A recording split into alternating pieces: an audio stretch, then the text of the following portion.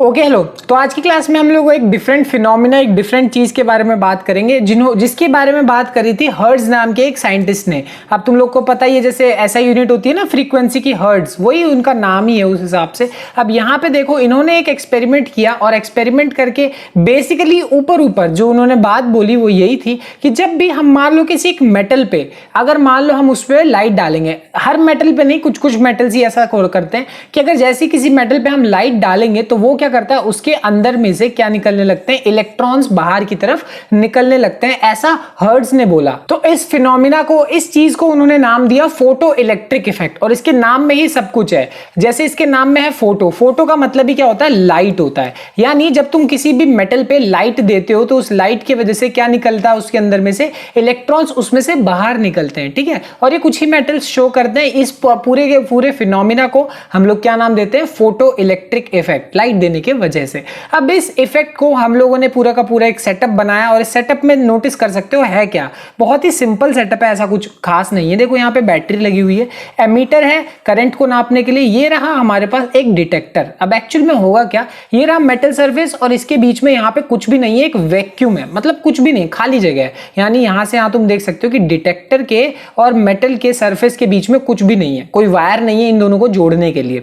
अब इस सेटअप में जैसे ही हम लाइट को गिराते हैं किसके ऊपर, मेटल की सरफेस के ऊपर, तो इलेक्ट्रॉन्स बाहर निकलेंगे और किसकी तरफ जाएंगे, डिटेक्टर की तरफ जाएंगे। अब डिटेक्टर की तरफ जाएंगे यानी इलेक्ट्रॉन्स अगर मूव कर गए, तो इलेक्ट्रॉन मूव कर गया तो क्या बन जाएगा, हमारे पास इलेक्ट्रिक करंट भी बन जाएगा। यानी इस सेटअप से ओवरऑल हमें यह शो हो जाएगा कि इवन बिना मतलब अगर हम तार भी नहीं लगाएं तो भी हम क्या है, करंट को फ्लो करा सकते हैं। इस सेटअप से हमें यही देखने को मिल जाएगा। तो यही चीज हमें यह बताती है कि फोटो इलेक्ट्रिक इफेक्ट पॉसिबल है। सिर्फ लाइट गिराने से कोई भी मेटल जो है वो करंट को शो कर सकता है, उसके अंदर में से इलेक्ट्रॉन्स बाहर निकलते हैं, ठीक है। यहाँ पे जो रिजल्ट्स थे, वो सबसे पहला रिजल्ट हमारे पास क्या है, सबसे पहला रिजल्ट ये है कि there is no time lag between the striking and ejection. कहने का मतलब है लाइट गिरेगी सरफेस पे लाइट गिरेगी और इलेक्ट्रॉन्स बाहर की तरफ निकलेंगे, इसमें कोई भी टाइम लैग नहीं है। इसका क्या मतलब है, लाइट ऐसे गिर रही है और तुम सोचो कि लाइट गिरने के थोड़ी देर बाद अब इलेक्ट्रॉन्स निकलना शुरू करेंगे, मतलब लाइट गिर गई, थोड़ी देर बैठेगा,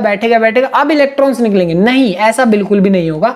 लाइट के स्ट्राइक होते ही उसी इंस्टेंट पे, स्ट्राइकिंग के टाइम पे ही इलेक्ट्रॉन्स क्या हो जाते हैं, इजेक्ट होना शुरू हो जाते हैं।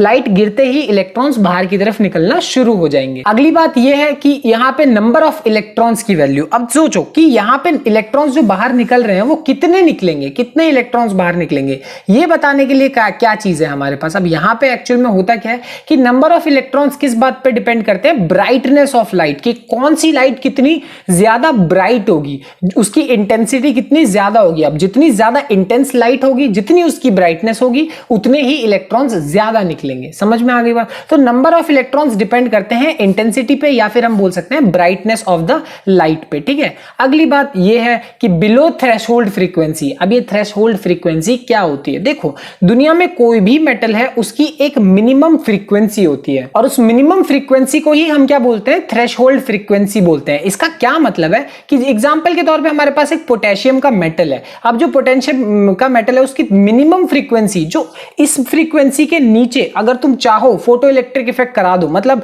इस फ्रीक्वेंसी के नीचे तुम चाहो कि पोटेशियम इलेक्ट्रॉन्स को इजेक्ट करना शुरू कर दे, तो वो कभी भी नहीं करेगा। और उस फ्रीक्वेंसी की वैल्यू हमारे पास कितनी है, 5 × 10⁻14 हर्ट्ज होती है। ये फ्रीक्वेंसी मतलब ये है पोटेशियम के लिए, ये अलग अलग मेटल के लिए अलग अलग होती है।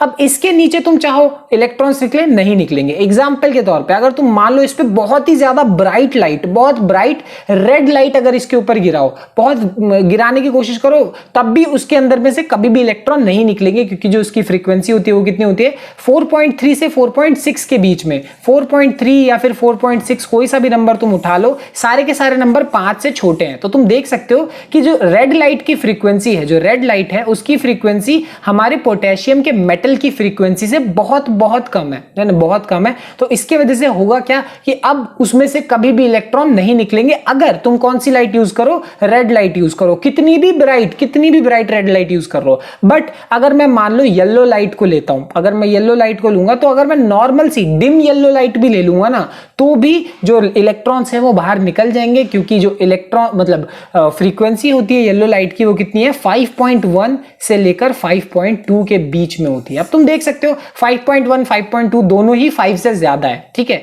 अब 5 से ज्यादा है तो तुम्हें बहुत ब्राइट लाइट की भी जरूरत नहीं है, सिर्फ इतने से इलेक्ट्रॉन्स निकलना शुरू हो जाएंगे। समझ में आ गई बात? तो ध्यान रखना, फर्क समझो। ब्राइटनेस जो थी, जो ब्राइटनेस हम बोल रहे थे या फिर हम इंटेंसिटी की बात कर रहे थे, जो इंटेंसिटी है वो सिर्फ किस बात को इफेक्ट करेगी? वो सिर्फ और सिर्फ इफेक्ट करेगी किसको? इलेक्ट्रॉन्स को, नंबर ऑफ इलेक्ट्रॉन्स को इफेक्ट करेगी कि कितने इलेक्ट्रॉन्स बाहर निकलेंगे। बट इलेक्ट्रॉन्स निकलेंगे या नहीं निकलेंगे ये बात किस पे डिपेंड करती है? थ्रेशोल्ड फ्रीक्वेंसी पे, मिनिमम फ्रीक्वेंसी पे। अगर उससे कम है तो नहीं निकलेंगे, उससे ज्यादा है तो नॉर्मल लाइट भी हो, ब्राइट हो या ना हो, ज्यादा इंटेंसिटी हो या ना हो, इलेक्ट्रॉन्स बाहर निकल जाएंगे। तो थ्रेशोल्ड फ्रीक्वेंसी एक ऐसी फ्रीक्वेंसी है जिसके नीचे इलेक्ट्रॉन्स नहीं निकलेंगे। बट अगर उसके ऊपर की फ्रीक्वेंसी, उससे ज्यादा फ्रीक्वेंसी दोगे तो क्या होगा? तो उससे होगा क्या कि जो भी एक्स्ट्रा एनर्जी जो बचेगी वो सारी की सारी किस में चली जाएगी? काइनेटिक एनर्जी में चली जाएगी। जैसे पोटेशियम का केस ही था, जब मिनिमम चाहिए थी 5 और हमारे पास जो येलो लाइट की उसकी फ्रीक्वेंसी थी 5.2, तो ये जो बचा हुआ 0.2 है वो कहां जाएगा? वो सारा का सारा चला जाएगा काइनेटिक एनर्जी में। और काइनेटिक एनर्जी तो तुम्हें पता ही है, एक ऐसी एनर्जी होती है जब इलेक्ट्रॉन्स मूव करते हैं, और जब वो पूरी ताकत, मतलब कितनी ताकत से मूव करते हैं, उनकी जो स्पीड है वो कितनी है, उस चीज को हम क्या बोलते हैं? काइनेटिक एनर्जी बोलते हैं। जो चीज जितनी ज्यादा फास्ट मूव करेगी उसकी काइनेटिक एनर्जी उतनी ही ज्यादा होती है। तो ये जो एक्स्ट्रा एनर्जी है, जो 5.2 वाली जो 0.2 बच गई, वो एक्स्ट्रा एनर्जी चली जाएगी काइनेटिक एनर्जी के अंदर। समझ में आ गई बात? और जो काइनेटिक एनर्जी है वो प्रोपोर्शनल है, साफ साफ नजर आ रहा है फ्रीक्वेंसी पे। तो यानी जो काइनेटिक एनर्जी मतलब कितनी ताकत से इलेक्ट्रॉन्स निकलेंगे, ये बात किस पे डिपेंड करेगी? ये फ्रीक्वेंसी पे डिपेंड करेगी। और कितने इलेक्ट्रॉन्स निकलेंगे ये बात किस पे डिपेंड करेगी? इंटेंसिटी पे या ब्राइटनेस पे। ये दो अलग अलग बातें हैं, इनमें प्लीज कंफ्यूज मत हो जाना वरना दिक्कत होगी। अब ये जो बात मैंने सारी की सारी बोली है बहुत ज्यादा थ्योरेटिकल है। हमें पता है कि फिजिक्स को, केमिस्ट्री को जितना हम मतलब जितना भी हम मैथमेटिकली एक्सप्रेस करेंगे उतना हमें उसे पढ़ना समझना ज्यादा आसान होता है। तो आइंस्टाइन सर जी ने हमारे लिए इस काम को आसान कर दिया। सर जी आइंस्टाइन को, एल्बर्ट आइंस्टाइन को तो तुम जानते ही हो, उसमें तो कोई बहुत वो नहीं है। अब उन्होंने एक फोटो इलेक्ट्रिक इक्वेशन दी हमें, जो फोटो इलेक्ट्रिक इफेक्ट था उसके ऊपर एक सिंपल सी इक्वेशन दी, और जिसको पढ़ के हम बहुत ही आसानी से समझ सकते हैं कि एक्चुअल में फोटो इलेक्ट्रिक इफेक्ट में हुआ क्या। तो उन्होंने ये इक्वेशन दी। अब इस इक्वेशन को समझते हैं कि एक्चुअली इस इक्वेशन में हो क्या रहा है। तो यहाँ पे जो हमारी इक्वेशन है उसका जो ये वाला हिस्सा है, ये हिस्सा हमें क्या बताता है? एनर्जी गिवन बताता है। मतलब तुम अपनी तरफ से कितनी एनर्जी दे रहे हो वो इस इक्वेशन से पता चलता है। और ये जो वर्ड है, इस मतलब इतने हिस्से से पता चलता है। ये तो तुम्हें पता है कि energy is equals to H nu होता है, ये मैंने प्लैंक्स क्वांटम थ्योरी में तुम्हें बताया था। एनर्जी का फॉर्मूला होता है एच इंटू न्यू, जहां पे हमारे पास एच का मतलब होता है क्या कहते हैं? प्लैंक्स का कांस्टेंट, और ये हमारे पास क्या है? फ्रीक्वेंसी है। ये तो सिंपल सी चीज है। तो दोनों को मल्टीप्लाई करते हैं तो हमें एनर्जी मिल जाता है। यानी ये वो एनर्जी है जो कि हम अपनी तरफ से सप्लाई कर रहे हैं, एनर्जी गिव कर रहे हैं, दे रहे हैं, ठीक है। यहां पे ये वाला जो हिस्सा है ये बताता है मिनिमम एनर्जी, जिसको हम थ्रेशोल्ड एनर्जी भी कह सकते हैं। जो मिनिमम एनर्जी रिक्वायर्ड होगी एनर्जी को, मतलब इलेक्ट्रॉन्स को बाहर निकालने के लिए। जैसा कि मैंने तुम्हें बताया वहां पे थी ना 5 × 10⁻14 हर्ट्ज, इतना फ्रीक्वेंसी तुम्हें चाहिए मिनिमम क्या है इलेक्ट्रॉन्स को निकालने के लिए। तो जैसे ही इसको तुम एच से मल्टीप्लाई कर दोगे, एच मतलब हमारे पास कांस्टेंट है, इसकी भी वैल्यू होती है, मल्टीप्लाई कर दोगे तो तुम्हें एनर्जी मिल जाएगी। और वो जो एनर्जी आएगी वो क्या होगी? वो मिनिमम एनर्जी होगी जो कि हमें चाहिए इलेक्ट्रॉन्स को बाहर निकालने के लिए, ठीक है। अब मान लो जो मैंने एनर्जी दी है वो जो मिनिमम एनर्जी है उससे ज्यादा है। एग्जांपल के तौर पे ले लो, जो मिनिमम एनर्जी चाहिए वो तुम्हें चाहिए 10, ठीक है, और जो तुमने एनर्जी दी है वो मान लो 15 है। तो जो बची हुई 5 की एनर्जी है वो कहां जाएगी? वो जाएगी हमारी काइनेटिक एनर्जी के अंदर। यानी ये जो बचा हुआ हिस्सा है वो क्या है? काइनेटिक एनर्जी के अंदर जाएगा। जहां पे m ऑफ e, यहां जो m ऑफ e है वो क्या बता रहा है? मास ऑफ इलेक्ट्रॉन बता रहा है। सिंपल सी चीज है कि इलेक्ट्रॉन का मास कितना है और v क्या है? v वेलोसिटी है उसकी। तो हाफ mv² काइनेटिक एनर्जी का फॉर्मूला होता है। तो ये जो इक्वेशन है ये क्या बेसिकली शो कर रही है? ये यही शो कर रही है कि हम जो एनर्जी दे रहे हैं उसमें से कितना हिस्सा इलेक्ट्रॉन्स को निकालने में जा रहा है और उसका कितना बचा हुआ हिस्सा उसके काइनेटिक एनर्जी में जा रहा है, उसकी स्पीड को बढ़ाने में जा रहा है। तो ये इक्वेशन जो थी आइंस्टाइन सर जी की, ये बहुत काम की है और इससे हमें समझने में बहुत ही आसानी होती है, ठीक है। तो खैर इतना ही था फोटो इलेक्ट्रिक इक्वेशन में। बहुत इंपॉर्टेंट टॉपिक है ये, फोटो इलेक्ट्रिक इफेक्ट सारा बहुत ज्यादा इंपॉर्टेंट है। खैर मिलते हैं अगली क्लास में, बाय बाय।